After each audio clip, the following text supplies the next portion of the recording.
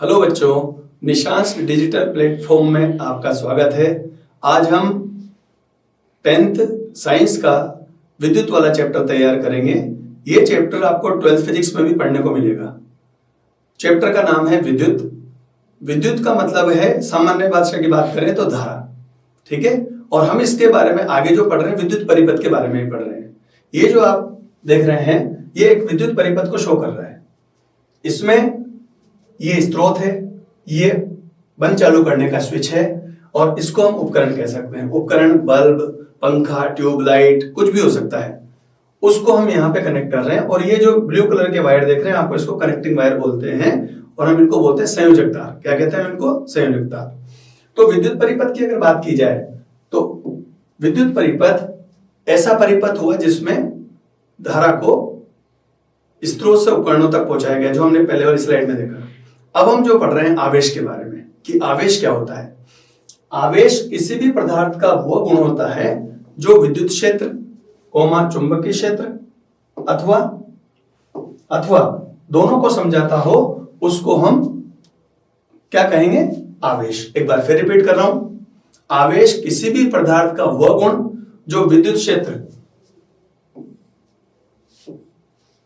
चुंबकीय क्षेत्र अथवा दोनों को परिभाषित कर सके, उसे हम आवेश कहते हैं, ठीक है।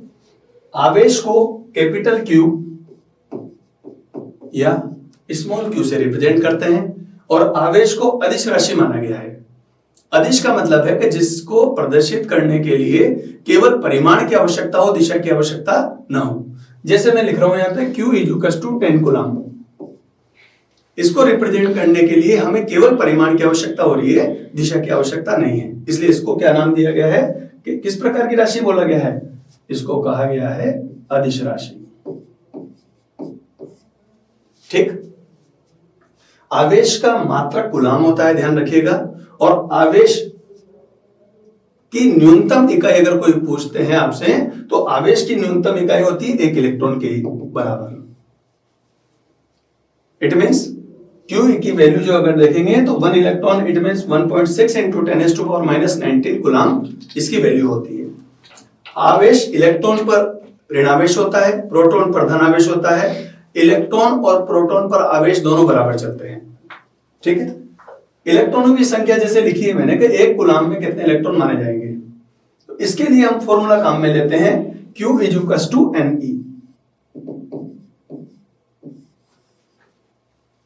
ठीक। इससे हम अगर आवेश को 1 कूलम लेते हैं तो N की वैल्यू जो निकाली जाएगी,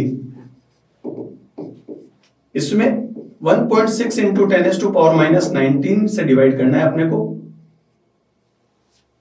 तो जब हम इसको डिवाइड करते हैं तो डिवाइड करने पर हमें वैल्यू मिलेगी 6.25 × 10⁻18, मतलब 6.25 10⁻18 जो संख्यात्मक मान है वो इलेक्ट्रॉनों की संख्या के बराबर हुआ, ठीक। अब नेक्स्ट थिंग अगर बात करेंगे अपन, तो इसमें आवेश की प्रवृत्ति बात की जाए तो आवेश धनात्मक और ऋणात्मक हो सकता है। आवेश धनात्मक और ऋणात्मक हो सकता है,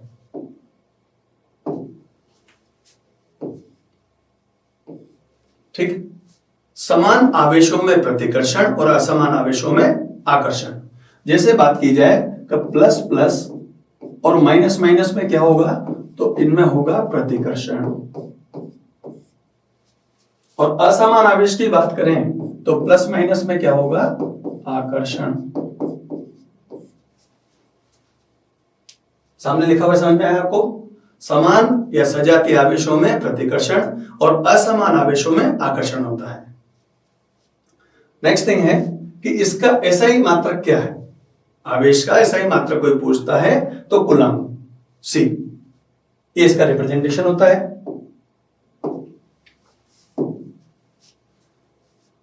नेक्स्ट है विद्युत ऊर्जा।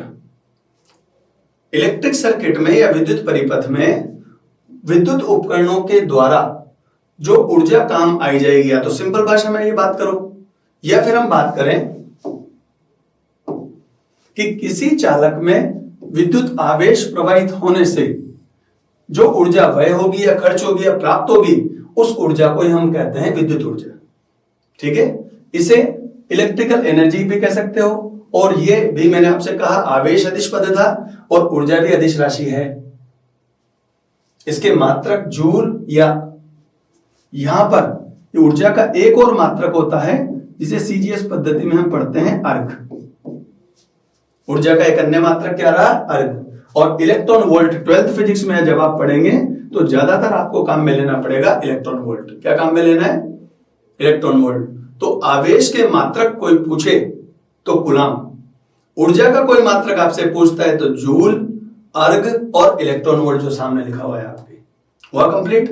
अब आगे बढ़ते हैं।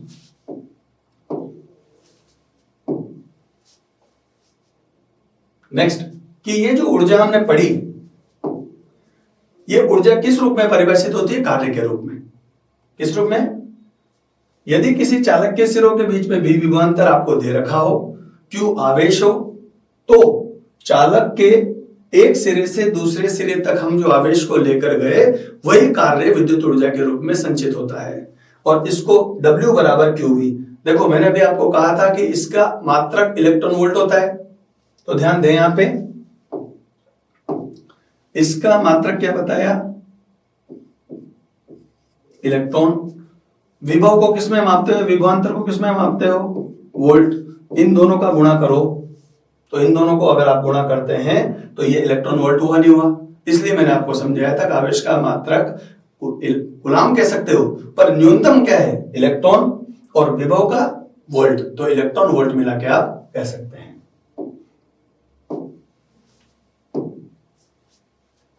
नेक्स्ट आते हैं विद्युत परिपथ पर। विद्युत परिपथ, अभी मैंने आपके चैप्टर के इंट्रोडक्शन में ये चीज बताई थी कि ऐसा परिपथ जिसमें धारा को स्रोत से विद्युत उपकरणों तक पहुंचाया जाए, उस बंद पथ को या बंद मार्ग को ही क्या कहते हैं? विद्युत परिपथ। हमारे घरों में जो सप्लाई आ रही है उस पूरे परिपथ को आप विद्युत परिपथ कह सकते हो, और हमारे घरों में जो सप्लाई जुड़ी होती है वो समांतर क्रम में जुड़ी होती है। कौन से क्रम में? समांतर क्रम में, याद रहेगा। उसी को आप आगे जाके पढ़ते हो आपके एनसीईआरटी में पार्श्व क्रम। क्या पढ़ते हैं हम उसको? पार्श्व क्रम पढ़ते हैं। ये स्रोत है जिनसे धारा प्राप्त कर रहे हो सेल के रूप में, ये ऑन ऑफ स्विच है, बटन है जो बंद चालू करने के काम आता है, और ये उपकरण है। विद्युत उपकरण मैंने कहा आप जो चाहे ले सकते हैं, चाहे बल्ब हो, चाहे पंखा हो, ट्यूबलाइट हो, कुछ भी। नेक्स्ट अगर बात करेंगे विद्युत धारा क्या होती है? विद्युत परिपथ में या चालक में आवेश प्रवाह की दर को धारा कहते हैं। आवेश प्रवाहित होने की दर को क्या नाम देते हैं हम? धारा। ठीक है, विद्युत धारा बराबर आवेश बटा समय, यानी फॉर्मूला अगर हम बनाएंगे तो I बराबर Q बटा T बनेगा। यहां I धारा है, Q आवेश है और T समय है। यह भी होता है एकांक समय में आवेश की मात्रा को भी हम धारा कहते हैं, जो 12th फिजिक्स में काम में लोगे आप। 12वीं फिजिक्स जब आप पढ़ेंगे तो ये आगे जाके दो पार्ट में डिवाइड होती है, तात्क्षणिक धारा और औसत धारा। उसकी व्याख्या अपन 12वीं फिजिक्स में पढ़ते हैं। अभी 10th लेवल पर हम ये कह सकते हैं कि आवेश प्रवाह की दर को क्या कहेंगे हम? धारा कहते हैं। इसका formula Q is to NE, ये मिलिकन नामक वैज्ञानिक ने दिया था। साइंटिस्ट का नाम लिख देता हूं मैं। उन्होंने प्रयोग किया जिसके आधार पर एक फॉर्मूला बनाया Q is two plus minus NE। Exact formula इसका बनता है Q is two plus minus NE। यहां N क्या है? इलेक्ट्रॉन जो त्यागे भी जा सकते हैं और ग्रहण भी किए जा सकते हैं। E इलेक्ट्रॉन पर उपस्थित आवेश जिसका मान आपको पता होना चाहिए 1.6 इंटू 10 की घात माइनस 19 कूलाम होता है। और Q क्या है? कुल आवेश। एग्जाम्पल के रूप में अगर मैं आपको समझाऊं तो मान लीजिए if N is to 500, N का मान कितना दे रखा है? 500 दे रखा है। तो कुल आवेश की गणना करें, नॉर्मल क्वेश्चन की बात करते हैं, तो Q इज टू NE लगाएंगे। N की वैल्यू 500 है और E की वैल्यू 1.6 इंटू 10⁻⁻19 है। अब 10 की घात 2 को 10 की घात माइनस 19 के साथ अगर आप सोल्व करते हैं तो यहां बचेगा 10 की घात माइनस 17। ठीक, 10 की घात को अलग सोल्व कर दो। 1.6 को इससे गुणा करेंगे 5 से तो कितना आता है? 8। तो यह माना जाएगा Q इज टू 8 इंटू 10 की घात माइनस 17 कूलाम। क्वेश्चन समझ में आया? n का मान 500 था, n का मान कितना था 500, q बराबर ne फॉर्मूला होता है, इसको काम में लिया और q की वैल्यू हमने 8 × 10⁻17 कूलम निकाल ली, हुआ कंप्लीट।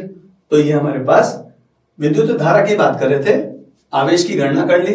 अगर समय का मान लो 10 दे रखा हो तो आवेश धारा निकाल सकते हैं क्या? I = Q/T लगाओगे तो इससे धारा का मान निकाल सकते हैं ना। मैंने समय कितना माना? मैंने माना समय का मान 10 लो आप, कितना 10, तो आप इसमें 8 × 10⁻17 में किसका भाग दे देंगे 10 सेकंड का, तो ये वाली हो जाएगी 8 × 10⁻18। अब आप मुझे बताओ इसका मात्रक क्या लिखोगे, कूलम या एम्पियर? तो इसका जवाब होगा एम्पियर। क्या लिखेंगे? क्योंकि विद्युत धारा का मात्रक क्या होता है? एम्पियर। ही लिखा हुआ है देखो सामने, विद्युत धारा का ऐसा ही मात्रक क्या होता है? एम्पियर। आवेश का मात्रक कूलम और धारा का मात्रक एम्पियर। हुआ कंप्लीट। देखिए अब आगे बढ़ाते हैं। 1 एम्पियर को परिभाषित करना हो तो 1 सेकंड में 1 कूलम आवेश की मात्रा ली जाए तो प्रवाहित धारा का मान 1 एम्पियर परिभाषित होता है। कि सर धारा के अन्य मात्रक भी होते हैं। धारा के छोटे मात्रक हैं 1 मिली एम्पियर बराबर 10⁻³ एम्पियर और 1 माइक्रो एम्पियर बराबर 10⁻⁻6 एम्पियर। तो इनको अन्य मात्रक भी कह सकते हैं और छोटे मात्रक भी धारा के हम कह सकते हैं।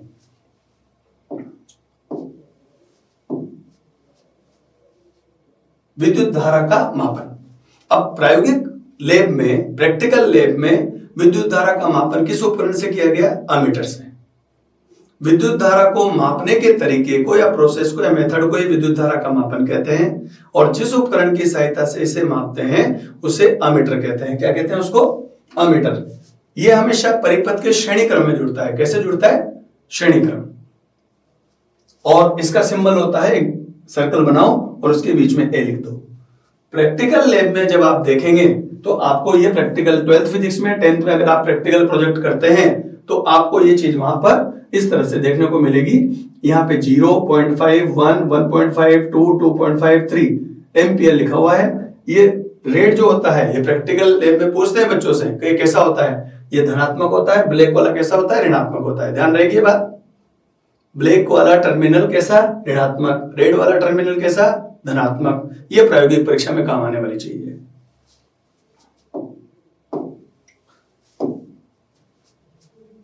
इसके बाद है धारा की दिशा होती क्या है। देखो धारा जो इलेक्ट्रॉन के आधार पर बताई हुई है। इलेक्ट्रॉन के आधार पर बात करेंगे तो क्षेत्र के विपरीत, जैसे विद्युत क्षेत्र जा रहा है इधर तो धारा बहेगी इधर, क्योंकि इलेक्ट्रॉन क्या है? ऋणावेशित कण है, वो क्षेत्र के विपरीत बोलते हैं। अगर प्रोटॉन के आधार पर धारा की दिशा बताते हैं तो उच्च विभव से निम्न विभव, प्लस से माइनस बोलते हैं। पर इलेक्ट्रॉन ऋणावेशित कण होने से इसकी दिशा बताएंगे हम ऋणात्मक भाग से धनात्मक, मतलब ऋण विभव से उच्च विभव की ओर। या यह भी कहा जाता है 12th में कि विद्युत क्षेत्र के विपरीत हम पढ़ते हैं इसको। नेक्स्ट टॉपिक है हमारा विद्युत विभव। ठीक है, अब ध्यान से समझिएगा, बहुत अच्छा और न्यूमेरिकल सेक्शन है ये कि विद्युत विभव होता क्या है। विद्युत विभव है विद्युत क्षेत्र में एकांक धनावेश को या इकाई धनावेश को अनंत से, अनंत मतलब कहीं और से, एक निश्चित बिंदु तक लाने में जो कार्य किया गया उस कार्य को यह विभव कहते हैं। विभव को V से डिनोट करते हैं। विभव भी अदिश राशि कहलाएगी क्योंकि कार्य अदिश पद है और आवेश भी अदिश पद है, तो दो अदिश राशियों का अनुपात भी क्या होता है? अदिश होता है। इसके बारे में V = W/Q एक फॉर्मूला है। इसमें W को कार्य कहा जा रहा है और आवेश, W को कार्य कहा गया है, ऊर्जा भी कहते हैं अपन इसको, और Q को क्या कह रहे हैं हम? Q को क्या कह रहे हैं हम? आवेश। ठीक है, यहां पे कार्य लिख सकते हैं और यहां पे हम समझ सकते हैं आवेश। तो एक परिभाषा ये भी हो सकती है क्या कि कार्य और आवेश के अनुपात को विभव कहा जा सकता है? हो सकती है, बिल्कुल सही। तो विद्युत विभव की परिभाषा कोई पूछे तो किसी बिंदु पर एकांक या बिंदुवत आवेश, बिंदुवत मतलब रुका हुआ आवेश, जो धनावेश हो, उसमें संग्रहित विद्युत स्थितिज ऊर्जा का मान किसके बराबर होगा? विद्युत विभव के बराबर होगा। और एक परिभाषा और मैंने जो बताई वो आपको 12th फिजिक्स में काम में लेनी है कि एकांक धन आवेश को अनंत से निश्चित बिंदु तक लाने में जो कार्य किया गया वही विद्युत विभव कहलाता है। ठीक है बेटा, तो हमने जो पढ़ा है विभव की जानकारी हमने ली,